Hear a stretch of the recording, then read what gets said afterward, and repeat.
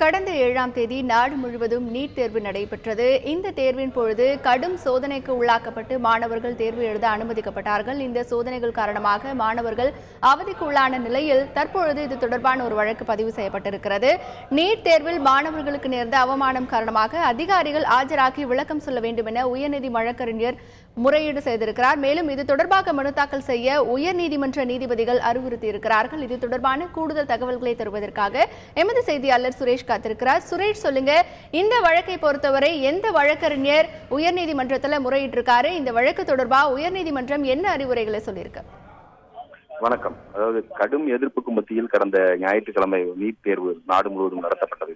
நாடு முழுவதும் 38,000 மாணவர்கள் வரை இந்த தேர்வு எழுதியிருந்தார்கள்.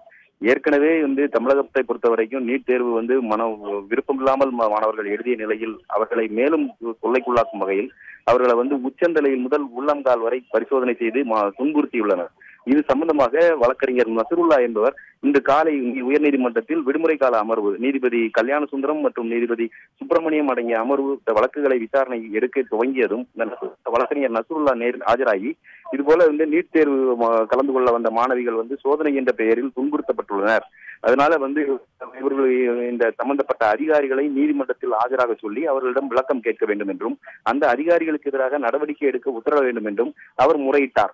இந்த முறையீட்டை கேட்ட நீதிபதிகள் இது தொடர்பாக நீங்கள் மனு தாக்கல் செய்யுங்கள், அது குறித்து பரிசீலிக்கப்படும் என்று நீதிபதிகள் தெரிவித்தனர்.